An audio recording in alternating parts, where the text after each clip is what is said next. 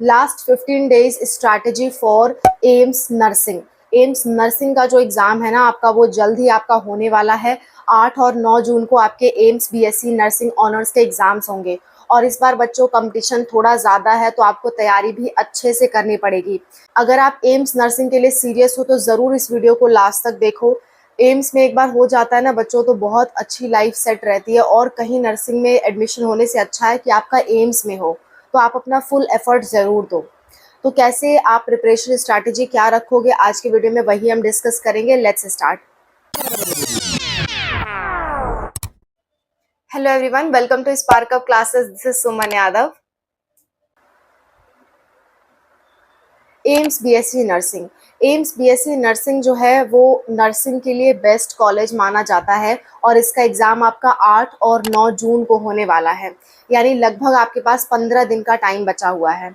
इन 15 दिनों में आप क्या स्ट्रैटेजी रखोगे वो मैं आपसे शेयर कर रही हूँ, क्योंकि बच्चों लास्ट के दिनों में भी बहुत अच्छी पढ़ाई की जा सकती है। लास्ट के दिनों में जो आप रिविज़न कर रहे हो वो बहुत मायने रखता है। लास्ट के दिनों में आपको डीमोटिवेट होने की ज़रूरत नहीं है, आपको पढ़ाई से भागने की ज़रूरत नहीं है। लास्ट के दिनों में क्या आप स्ट्रैटेजी अपनाओ, मैं बताती हूँ। अगर आपका पढ़ने में मन नहीं लग रहा है तो आपके लिए एक अलग स्ट्रैटेजी बताऊंगी। आप पढ़ चुके हो लेकिन समझ नहीं पा रहे रिवाइज कैसे करो, तो उसके लिए भी मैं स्ट्रैटेजी बताऊंगी। और अगर आपने अभी तक कुछ भी नहीं पढ़ा है तो उसके लिए क्या स्ट्रैटेजी होगी वो भी मैं आपसे शेयर करूंगी। तीनों बातें डिस्कस करेंगे। सबसे पहली बात, अगर आपने कुछ भी नहीं पढ़ा है तो कुछ भी जिसने नहीं पढ़ा है बच्चों, उसका होना डिफ़िकल्ट है, लेकिन फिर भी आप ट्राई करके देखो। इससे क्या होगा ना, आपका कम से कम सिलेबस तैयार हो जाएगा और आप कोई दूसरा फॉर्म भी भरोगे तो आपके सिलेक्शन के चांसेस बढ़ जाएंगे। तो लास्ट तक आप एफर्ट ज़रूर मारो। आपने कुछ भी नहीं पढ़ा है तो सिंपली आप कुछ इंपॉर्टेंट टॉपिक्स पे पहले तैयार कर लो। क्या इंपॉर्टेंट टॉपिक्स है वो मैं डिस्कस कर देती हूँ। सबसे पहला, आप अपना ह्यूमन फिजियोलॉजी तैयार करो। ह्यूमन फिजियोलॉजी क्लास 11th की एनसीईआरटी में जितना भी दे रखा है बहुत अच्छे से प्रिपेयर करो। ठीक है, न्यू एनसीईआरटी के अकॉर्डिंग प्रिपेयर कर लो। न्यू एनसीईआरटी में डाइजेशन वाला चैप्टर नहीं है और भी कुछ चैप्टर्स नहीं है, तो न्यू एनसीईआरटी के अकॉर्डिंग प्रिपेयर करो क्योंकि टाइम कम है अभी। ठीक है, तो सबसे पहले ह्यूमन फिजियोलॉजी तैयार करो जिसने कुछ भी नहीं पढ़ा है। उसके बाद आपके पास टाइम है तो आप प्लांट फिजियोलॉजी तैयार करो। प्लांट फिजियोलॉजी थोड़ा सा फोकस रखोगे तभी चल जाएगा, लेकिन ह्यूमन फिजियोलॉजी बहुत अच्छे से तैयार करना है आपको। ठीक है, और उसके साथ साथ जो आपके नीट के प्रीवियस ईयर क्वेश्चंस हैं उसको आप लगा लो, क्योंकि एम्स के जल्दी प्रीवियस ईयर क्वेश्चंस आपको मिलेंगे नहीं। मिलते हैं तो लगा लो, वेल एंड गुड। नहीं मिल रहे हैं तो आप नीट के प्रीवियस ईयर क्वेश्चन सॉल्व करो। नीट के बेसिस पे ही आपका एम्स का एग्जाम भी होता है, सेम सिलेबस है, तो नीट के प्रीवियस ईयर क्वेश्चन प्रैक्टिस करो। ये स्ट्रैटेजी मैं उन लोग के लिए बता रही हूँ जिन्होंने अभी तक कुछ भी नहीं पढ़ा। ठीक है, अब बात करते हैं उन बच्चों की जो रिवाइज नहीं कर पा रहे लेकिन पढ़ सब कुछ लिए हैं। उन्होंने नीट का भी एग्जाम दिया है, सारी तैयारी कर ली है, लेकिन वो रिवाइज नहीं कर पा रहे, चीज़ों को इकट्ठा नहीं कर पा रहे। तो बच्चों, आपके लिए सबसे बेस्ट स्ट्रैटेजी है सिर्फ प्रीवियस ईयर क्वेश्चन सॉल्व करो। सिर्फ और सिर्फ प्रीवियस ईयर क्वेश्चन सॉल्व करो। ठीक है, प्रीवियस ईयर क्वेश्चन किसका, अगर आपको एम्स का मिल रहा है, ज़्यादा वीडियोस मिल रहे हैं तो ठीक है, 1-2 वीडियोस मिल रहे हैं तो उन्हीं 1-2 वीडियोस से सॉल्व कर लो प्रीवियस ईयर क्वेश्चंस। आपको कोई अब बुक खरीदने की ज़रूरत नहीं है। ठीक है, सिंपली आप यूट्यूब पे वीडियोस, अगर आपको मोबाइल से डिस्ट्रैक्शन होता है तो आप वीडियोस डाउनलोड कर लो और अपना नेट ऑफ करके उसके बाद देखो, ताकि आपके पास कोई नोटिफिकेशन वगैरह ना आए अगर आपको डिस्ट्रैक्शन होती है तो। ठीक है, तो आपको क्या करना है, सिर्फ प्रीवियस ईयर क्वेश्चंस देखने हैं नीट के और एम्स के। ठीक है, चाहे वो एम्स पैरामेडिकल का मिले, एम्स बीएससी नर्सिंग का मिले, लगभग सेम सिलेबस है, तो आप चाहे जिसका देख सकते हो। प्रीवियस ईयर क्वेश्चंस प्रैक्टिस करो। जिस क्वेश्चन पे आप फंस रहे हो उस वाले टॉपिक को एक बार फिर से रिवाइज कर लो। जो भी क्वेश्चन पे फंस रहे हो एक बार उस टॉपिक को रिवाइज करो, चाहे वो फिजिक्स हो, केमिस्ट्री हो, बायोलॉजी हो, कुछ भी हो। जहाँ जहाँ फंस रहे हो वहाँ वहाँ रिविजन करो। प्लस आप साथ साथ में केमिस्ट्री और फिजिक्स के ऐसे वीडियोस देखो जिसमें आपको फॉर्मूला रिवाइज किया गया है। फॉर्मूला रिवीजन वाले वीडियो देखो। रिवीजन के लिए सबसे बेस्ट है आपके लिए कि आप वीडियोस के थ्रू हेल्प लो, और फ़ोन से डिस्ट्रैक्शन ना हो इसलिए वीडियोस को डाउनलोड करके रख लो, उसके बाद उन्हें देखो। ठीक है, तो ये आपके लिए बेस्ट स्ट्रैटेजी होने वाली है जो रिवीजन नहीं कर पा रहे। अब बात करते हैं उन बच्चों की जिन्होंने थोड़ा बहुत पढ़ा है लेकिन पूरा कवर नहीं कर पाए हैं, तो मैं उनके लिए अगेन इंपॉर्टेंट टॉपिक्स पढ़ने को बोलूँगी कि कम से कम ह्यूमन फिजियोलॉजी आप सभी लोग तैयार करो। ह्यूमन फिजियोलॉजी से काफ़ी क्वेश्चंस आते हैं, ह्यूमन फिजियोलॉजी आपको आगे भी काम आएगी, इसलिए ह्यूमन फिजियोलॉजी सबसे पहले तैयार करो। ह्यूमन फिजियोलॉजी में कुछ भी नहीं छूटना चाहिए, उसके बहुत अच्छे से क्वेश्चन प्रैक्टिस करो, उसको बहुत अच्छे से तैयार करो।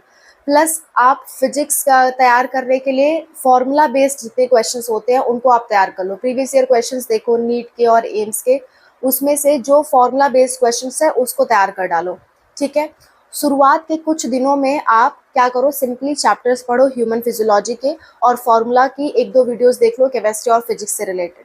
उसके बाद आप प्रीवियस ईयर क्वेश्चंस पे आ जाओ, जिसका थोड़ा बहुत तैयार है उसके लिए बता रही हूँ। उसके बाद आप अपने प्रीवियस ईयर क्वेश्चंस पे आ जाओ, और प्रीवियस ईयर क्वेश्चंस लास्ट दिन तक प्रैक्टिस करते रहो।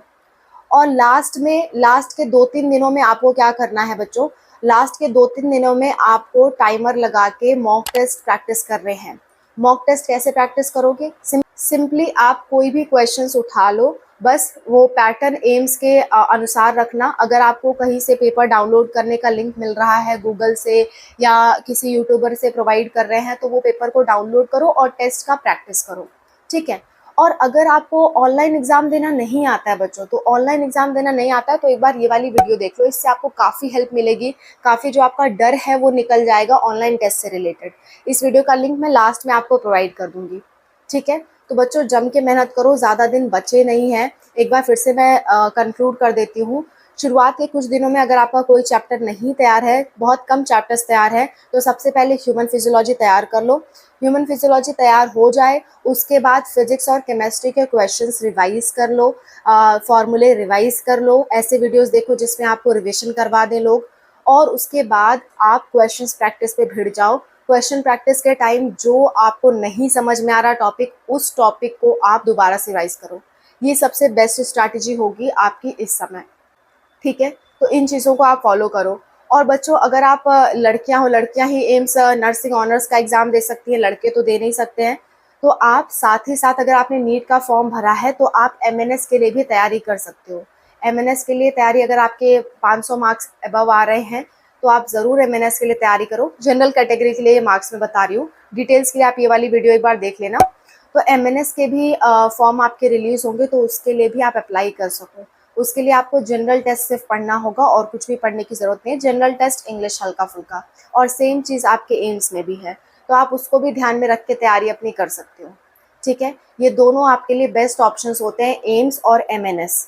एम्स नर्सिंग, एमएनएस, ये दोनों बेस्ट ऑप्शंस होते हैं लड़कियों के लिए। अगर आप मिलिट्री में जाना प्रेफर करते हो तो एमएनएस सबसे अच्छा है, और अगर आप मिलिट्री में नहीं जाना चाहते तो एम्स नर्सिंग सबसे अच्छी है।